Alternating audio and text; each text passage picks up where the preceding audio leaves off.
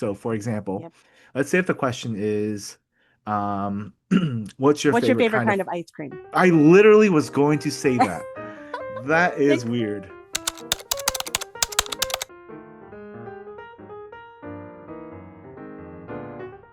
Hi, everyone, and welcome to the next episode of our WCAT podcast, Spilling the Tea on Digital Accessibility. Today is a CUPS episode where we'll be diving into a few of the testing tools that we, as blind screen reader testers, use in our everyday testing lives. If you're listening, we just thank you so much for doing so, for subscribing. Our most previous released podcast just went over 8,000 views, which blows me away. Keep up the good work. I appreciate you guys so much. Ellie and I are just two people in the digital accessibility world who are just choosing to share experiences and hope that you take away some small modicum of wisdom from our podcast. But without further ado, let's just dive on in. I wanted to talk about the different testing tools that we use in our everyday testing. But let's hear from Ellie. Ellie, first tool off the top of your head. What do you think of? Well, Andy is a pretty classic example. Anyone who's been through the trusted tester process knows that Andy is their baby, the United States government baby, basically. It's made with conjunction of the Social Security Administration, which is very surprising to me because I did not know that that was, I wouldn't really think that that's in their wheelhouse, but Yeah. it is apparently. It is a bookmarklet, and Trusted Tester kind of has you thinking that it is the end all be all of testing tools, but it's really not. It's actually kind of unique among testing tools because rather than being a piece of code that kind of just scans a large quantity of HTML for potential errors in the code or accessibility issues, it's kind of more of like a big filter where you can analyze elements through it and break them down to their Mm. little components. Yeah, I also like Andy. I think it's not very intuitive at first. Um, navigating previous and forwards via the Andy elements by alt period and alt comma is very, very different. I don't think that someone who is stepping into trusted tester will naturally know how to use Andy, and so it will take some coaching, some guiding, a lot of error. But as I've grown to learn to use it, I've grown to appreciate it. I use Andy not to test, but to verify. For Exactly. example, if there is an unlabeled button or a form filled with no programmatic value or whatever, I'll find it with some other method through some other tool, and then I'll use Andy to verify what's going on there, just to make sure that it's not that one particular testing tool having a conniption. I freaking love that word, conniption. Word of the day, guys.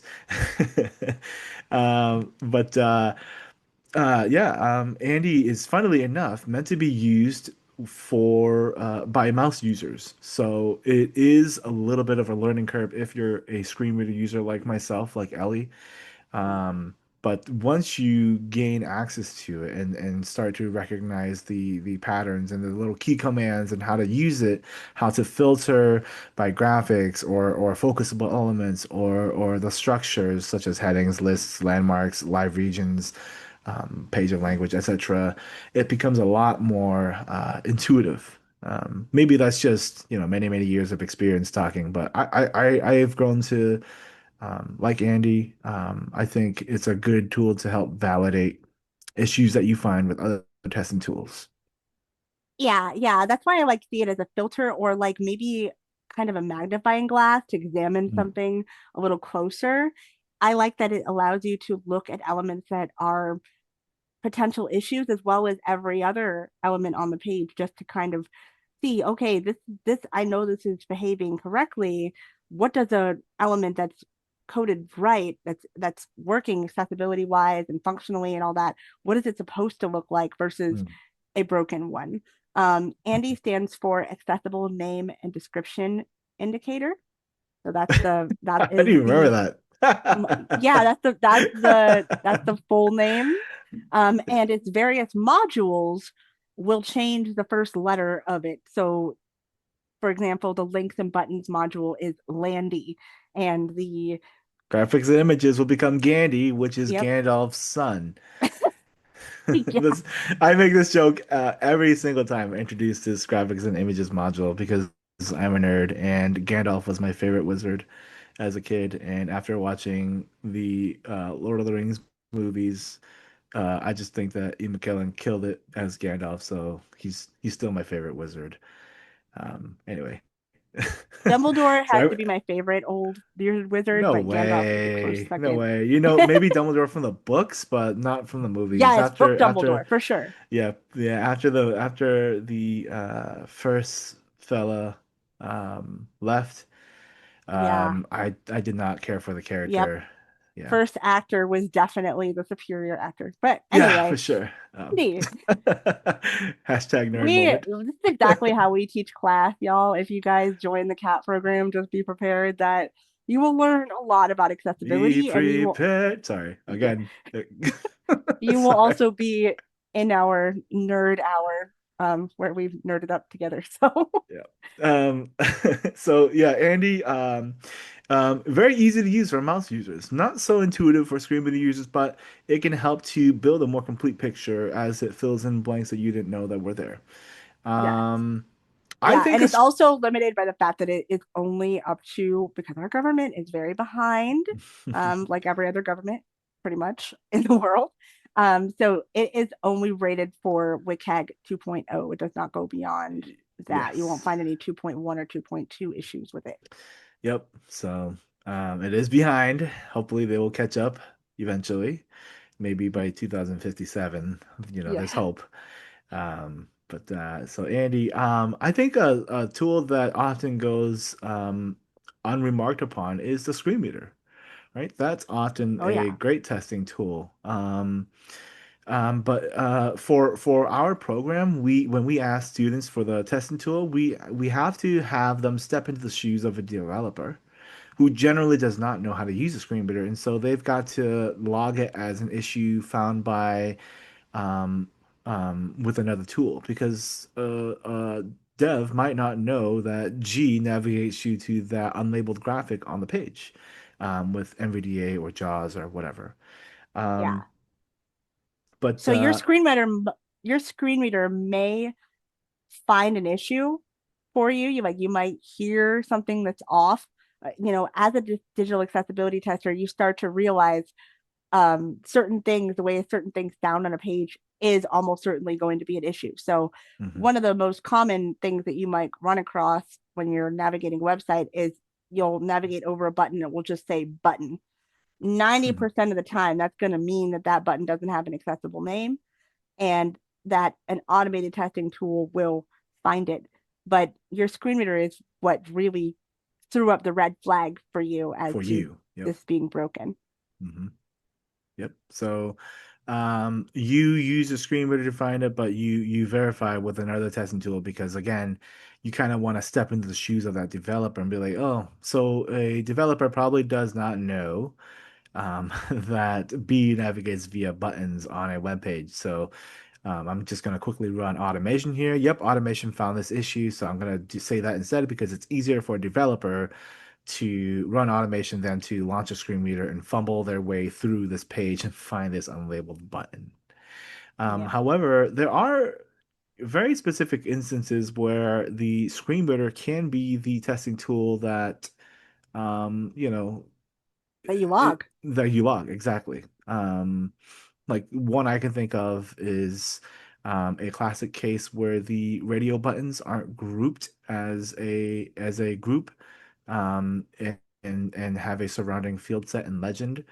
And that's often the case. So when you tab to a group of radio buttons, what the common behavior, the accessible behavior should be is that you hear the overarching question those radio buttons pertain to. So, for example, Yep. let's say if the question is, Um, what's your What's your favorite favorite kind of? kind of ice cream? I literally was going to say that. That is Thanks. weird. We've been spending way too much time together. I don't know if I like it. Um, what's your favorite kind of ice cream? And there are three radio button options, and you can only pick one because that's what radio button is. And let's just say chocolate, vanilla, strawberry because I'm boring. So what you should hear when you tap to it is, what is your favorite kind of ice cream? Radio button not checked, chocolate, one of three. And then the when it's commonly broken is when you just tap to it and all you hear is radio button not checked, one of three, chocolate.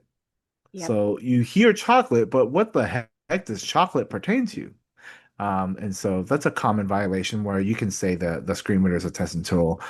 Obviously, you can also say like code inspection and things of that nature. Yeah, it can go either Um, way because mhm, a cited dev would 'cause most likely what's going on here is that the radio buttons are not in a field set in legend within the code. And so that's what you'll be pointing out as the issue in your details. But mm, so you could really go either way. Code inspection, mhm. a dev could look at that code and say, okay, yep, it's not in a field set or Yep, legend. Or you could say, hey, run NVDA, yep, tab to and that tab radio through the button group. page. Yep, Yup. And I would and not then fault a report for either way of doing yeah, it. especially if they added the speech history into the report, right? Like Yup. literally show this is what I hear, and this is what I should hear if it's fixed properly. Because then it shows them the actual like it's almost like recording, right? Because you got the speech history and you can copy and paste that into your details of what's going on in the issue. So yeah, Screen Yep. Reader is a very, very powerful tool. NVDA and JAWS. I don't hate myself just quite enough to use Windows Narrator. You really Uh, could though if you really wanted to see yeah, what the I bare mean, bones. yeah. I do use it when NVDA crashes, and I'm like, why did Yeah. everything just stop talking? Did I actually hit the mute button? Let me just run Windows Narrator real quick. But JAWS is a wonderful tool, but here at Accessibility Officer, Yeah. we use NVDA because it's the and it's the dumber brother, right? And sometimes But not JAWS quite as does dumb as narrator. sometimes JAWS does too good of a job at glossing over accessibility violations because it's meant to provide a smooth experience. Yeah. Um, for example, I was testing a web page one day and I ran across a graphic with JAWS, and it said something, I don't remember precisely what the alt text was, but let's just pretend the alt text was credit card. So it was a picture of a credit card and it said graphic credit Credit card, card. Yeah. right? So I was like, oh, cool. Nice, alt text. It was telling me, it was clearly a decorative image that they politely provided alt text, which, I don't care, right? That's cool. So that was cool. And so I just glossed on over it and I was like, and then afterwards I was like, I'm gonna test this page with NVDA. And when I got to that same picture, it said graphic 2-7Z643. Oh, And dot so I was like, JPG. holy moly, yeah. And so what was happening was that JAWS was taking the surrounding context and building an alt text based off the context. Whereas NVDA, because it's less intelligent, was not able to do that and build upon that context. Yeah. And so that's how I knew that this image did actually had no alt text within the code itself. JAWS was just too smart and glossed it over for me. So I love JAWS. I think some of the things JAWS does is fantastic. If you are a professional and you go on remote meetings all the time, like Ellie and myself, we use the face and view feature quite a bit. I think that is an awesome feature. Um, one of the newer ones. I also didn't know that you could talk to JAWS, which kind of cool, right? It's like Alexa, who's always listening. Yeah. Yeah. Um, yeah. I also think that JAWS can be a lot smarter than NVDA. And in my case, I didn't see a graphic that was doing that, but I most often see it with the programmatic, like missing programmatic labels on Mm, form fields. So, yes. uh, one common flag that you'll see for a programmatic label that's missing is you'll tab to an edit field and it will just say edit. It will not say the name of the field, such as first name, last name, credit card number, etc. Mm, Um, so JAWS sometimes will cover that up because it will extrapolate from the visual label or from the surrounding text what it thinks that programmatic label should be, and mhm. then it will sound very much like it actually does have an Yep. accessible name when it does not. Because its So intent yeah, is to provide a smooth user experience. So we it's love not built for JAWS. accessibility testing. Yes, we love JAWS where we test with NVDA, but still, knowing your screen readers makes you a better screen tester, period. Doesn't matter if you are sighted or if you're blind, being able to navigate and understand what's going on will increase your value significantly. Yep. Um, Another scenario where I think it's very appropriate to document a screen reader as your testing tool would be a status message issue. So, yes, yeah, yep, right, yep, exactly, right. It's not being announced to your screen reader. Yep. yep, yep. Yep. So, you submit a form and a Says, piece of thank you for your text. submission. Yeah, a piece of text populates at the bottom of the page but doesn't read itself to your screen reader. That's a violation. You would have to go search for the little message that says, "Hey, thanks for submitting and signing up for free Girl Scout cookies for the rest of your life." Right? I want to hear that message. I want to know that I subscribe to endless Girl Scout cookies because um, They better be tag Samoa's alongs too. no way, get out of here. Samoa's a life. Um, if you are a listener and you like Samoas, please like and subscribe. If you like tag-alongs, please dislike and unsubscribe. No, just kidding. No, just having fun. Yep. But And let us know in the comments, Thin Mints in the freezer or not in the freezer. who? No, don't do that. Don't put Thin Mints in the freezer. Who does that? They are You do that, 10,000 Ellie? times better after you put them in the freezer. Ew. All right, yeah. So yeah, let us know. Come on. What kind of Girl Scout cookie is your favorite Girl Scout cookie? I like Samoa's and I like Thin Mints and yeah, that's pretty much all I eat. My daughter when she was in first grade did Girl Scout cookies and she sold the most in her class. And unrelated, I gained 25 pounds that month. Totally No, you know unrelated why though. you gained the 25 pounds? Because what they don't tell you about having a child in Girl Scouts is that the Girl Scout cookie boxes that they are expected to sell, guess where they get stored? Yep, in your At your house. house. Yep. Another one of testing tools that we like is the keyboard. You wouldn't think that a keyboard is a testing tool, but there are people out there who are sighted keyboard users. And I didn't know this till I joined this program because with a screen reader, I can arrow to a link and hit enter and it'll launch that link. But with a sighted keyboard user, the only way to navigate to that link is to hit tab or shift tab until you arrive upon that link. If you just hit the down arrow without a screen reader running, all it does is scrolls the page but doesn't bring your focus anywhere. So the way to bring your focus to an item is to tab to it. And so if a link is not reachable via the tab key, that's a huge, huge issue. And the only reason I bring it up is because I myself, as a sighted, I myself, as a blind screen reader user, did not know that sighted keyboard users could only navigate with the keyboard by hitting tab and shift tab, and Yep, I space and did not know enter. either. We are so spoiled, Hmm you guys. We have quick key navigation.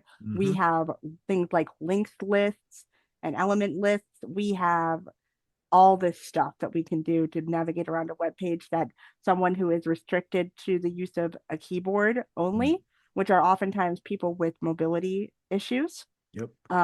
that they are restricted to using. It's the only time they can really use their arrow keys is in something like a tab panel, Yep. um, or something like that. And it's not just sighted keyboard users, right? Because there are other devices that simulate that experience. I think at CSUN of 2025, we saw it was like a big pad and it had six different buttons on it. And there was a button that someone who is bound to a wheelchair, a quadriplegic, they would have to headbutt essentially the button that would be tab and the button that would be shift tab and the button that would be space and enter, and that's how they would like navigate the page because it was like a switch control and it was simulating the keyboard, the sighted keyboard Yep. experience. Yep. And There's also so the mouse sticks yep. and lots of other really, really cool tools. And it's so exciting to see all this stuff out there, knowing all the different ways that we as people with disabilities have come up with to overcome these barriers. Mhm. And so if you are a screen reader user, be thankful because the screen reader does get you over a lot of the digital accessibility things that you probably haven't even recognized are accessibility violations. And that's personally why I like digital accessibility because it opens up my horizons, it opens up my eyes, lets me literally step into the shoes of someone else with a different disability when I test for things that a sighted keyboard user would test for. Um, ultimately just makes me a better person. And I think, that's the best legacy we can leave behind. Yep. Um, and then, people who are high partials, right? We aren't discounting you. Browser zoom is another testing tool that we often use. Is this text readable? Does it become truncated when I zoom to 200%? Is If I something go even, overlapping it, covering it up? yeah, yeah, Does it plenty of, reflow into a single column, vertical column versus trying to be squished all into a horizontal view?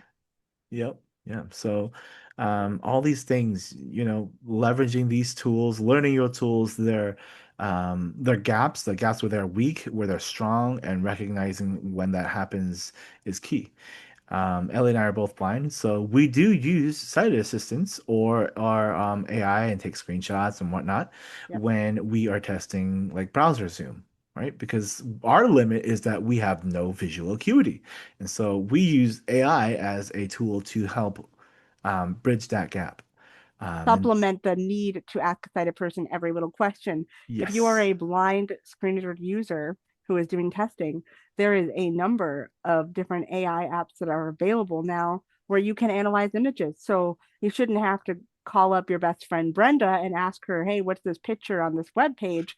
When you can use Be My Eyes, you can use Ira, you can use Vision Assistant Pro, which is an add-on on NVDA. You can use JAWS's Picture Smart Yep. feature. There are so many different things you can do to analyze, hey, what is the layout of this web page, or what does this specific element look like? Hmm. Absolutely. And then the last testing tool we want to talk to you guys about is DartSuite. DartSuite is a tool that we built for us. It's a reporting and testing tool. It has two sides of it. One side is the documenting side where you find an issue and you tab to that broken element and then you launch the tool. And what DartSuite does is that it grabs that source code for you. It grabs a screenshot of the page and then a screenshot of the portion of the page where that violation is. And then it's literally just like filling out a form, right? There's a form for title, there's a form field for the details, a form for the reproduction steps. It populates the URL for you. There's a drop down for the different success criteria. Very, very easy, very intuitive, And uh, accessible.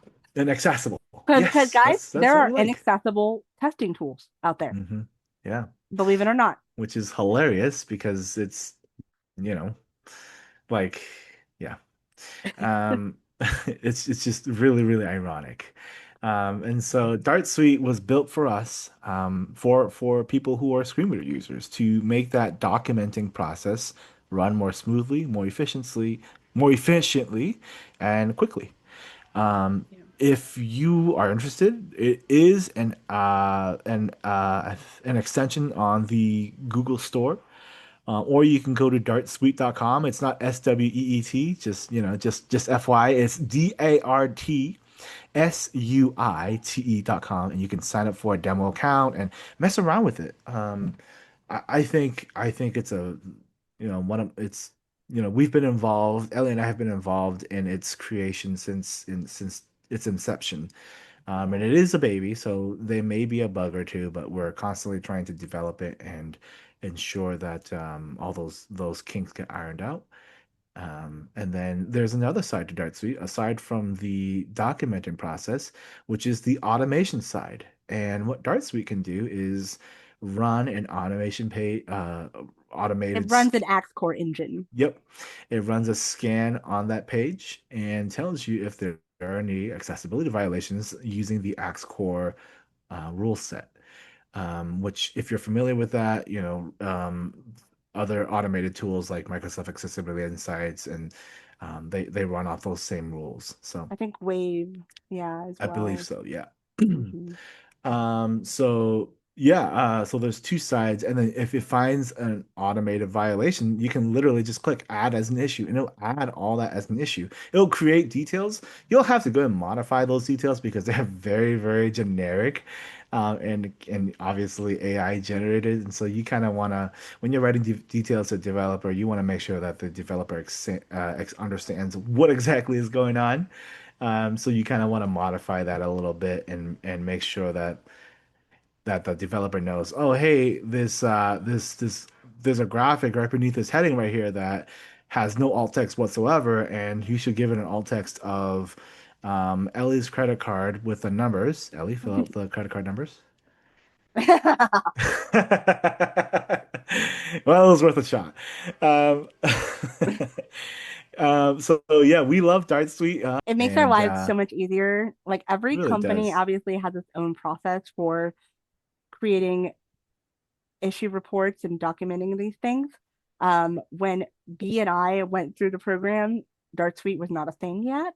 Mm. And We so were we were wait, using hold Word on. and We were Excel. using, yeah, Word and Excel to write up doc violations, and Ellie and I are perfectionists, and so in the final, I think I spent like 40 minutes out of that time. So our final is timed, by the way, it's 4 hours.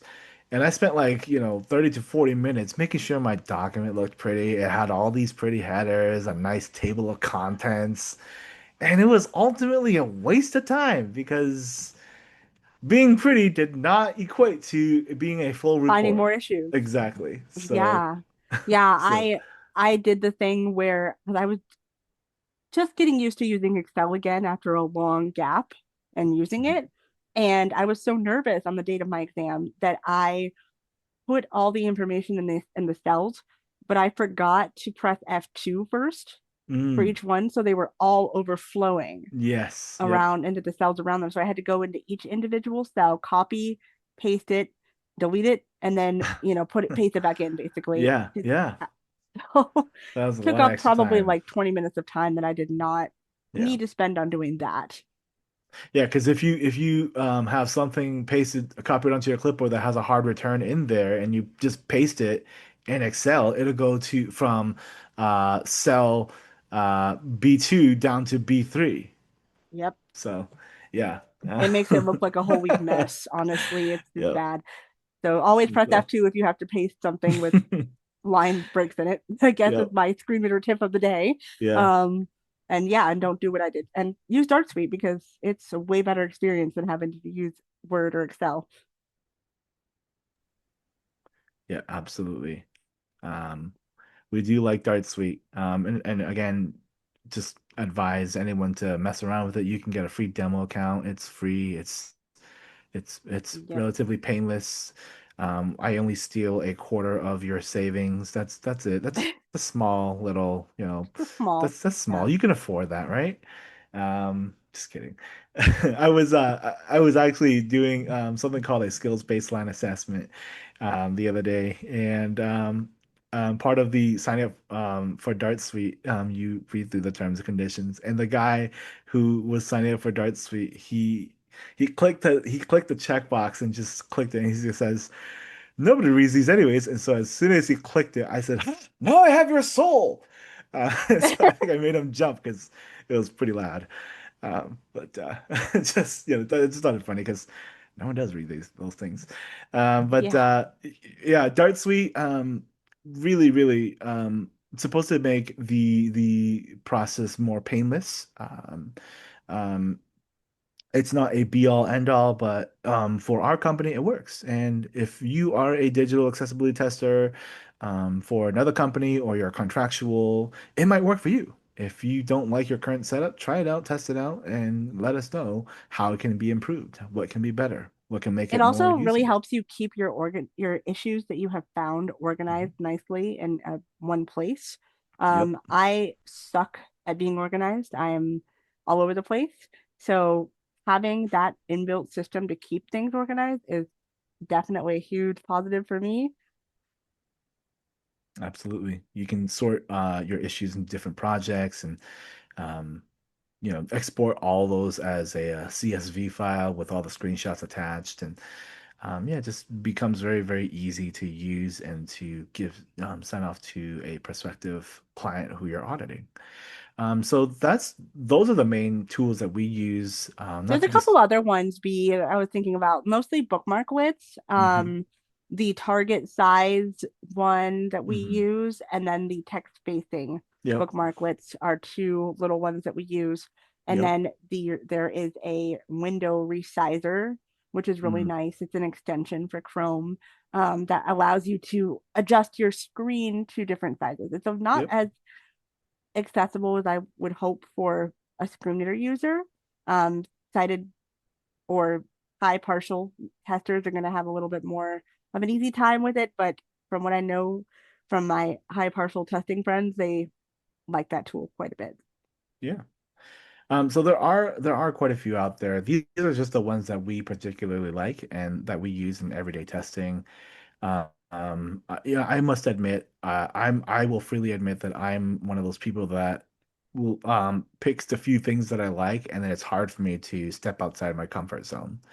Yeah. Um, so I always have to tell myself, try that one, because Yep. otherwise I'll just stick to the same, 4 or 5 that I know. When Yeah.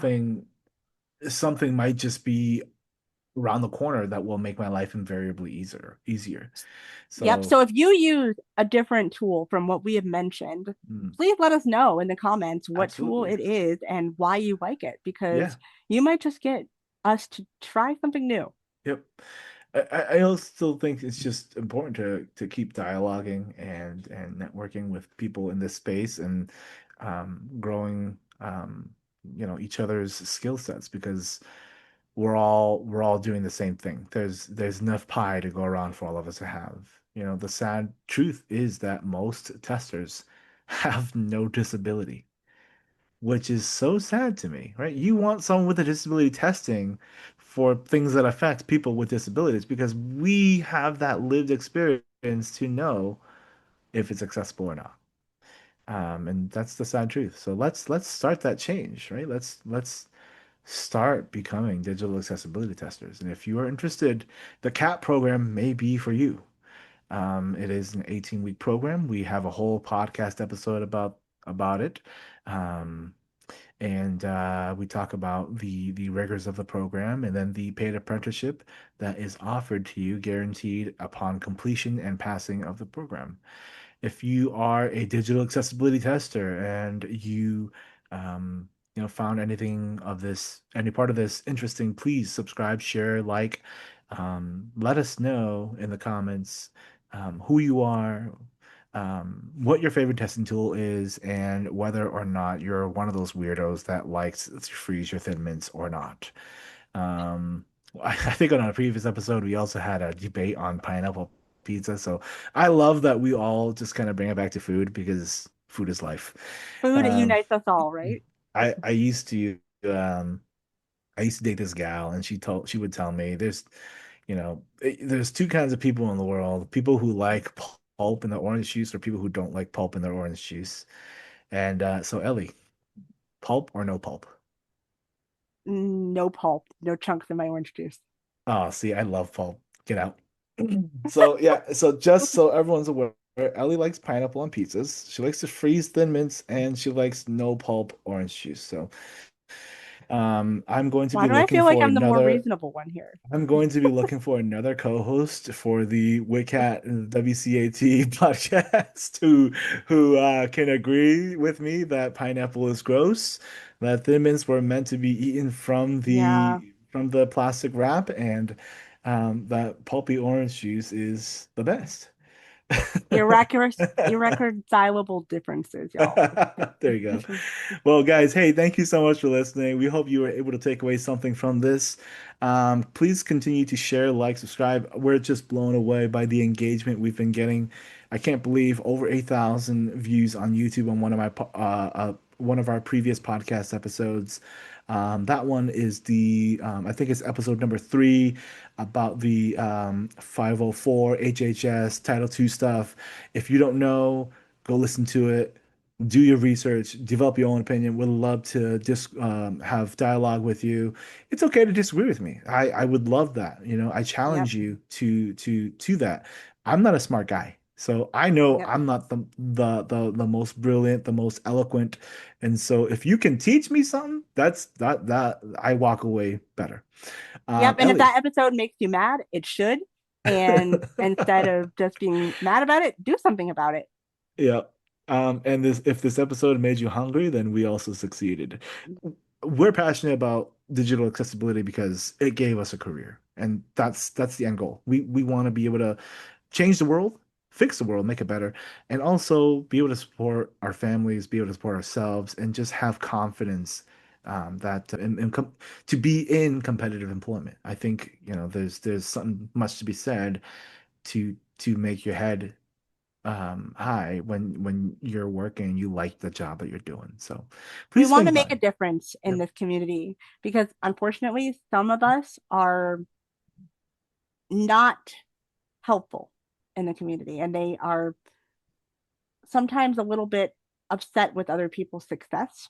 And even though I have found employment, B has found employment, we want to see other people find success as well. We want to see as many people come off of government assistance, be getting paychecks that they earned themselves, and being able to, as the NFB people say, live the life they want.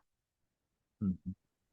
So thank you so much for liking, listening, subscribing. And we so appreciate you guys. And we will see you on the next episode. Any last nuggets of wisdom you would like to impart, Ellie?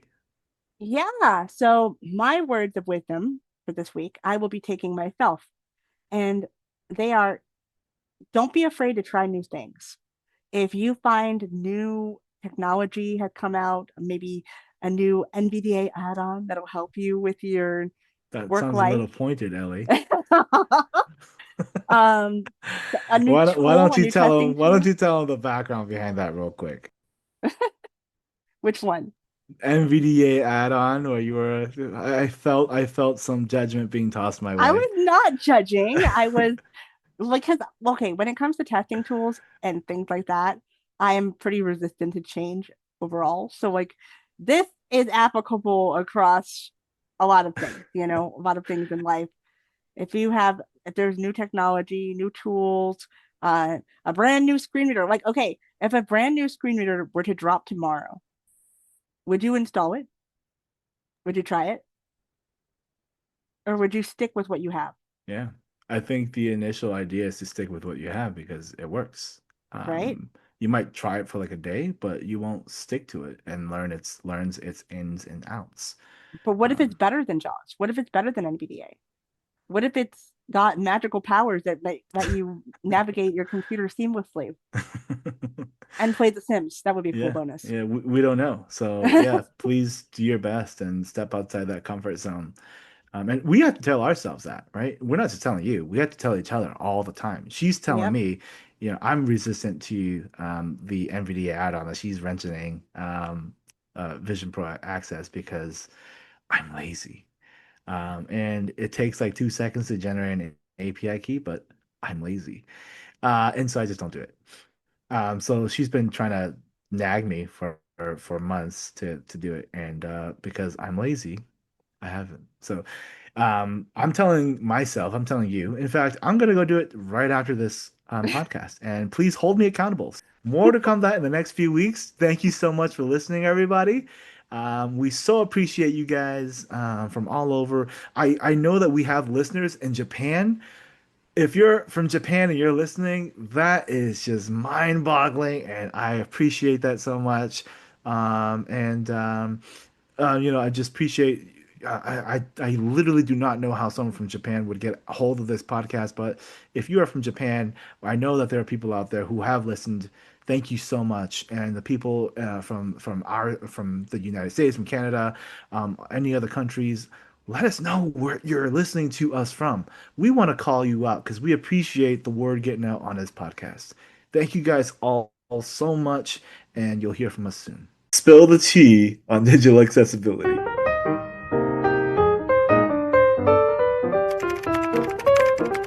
Subscribe to the WCAT WeCat podcast on Apple, Spotify, and YouTube. Links below.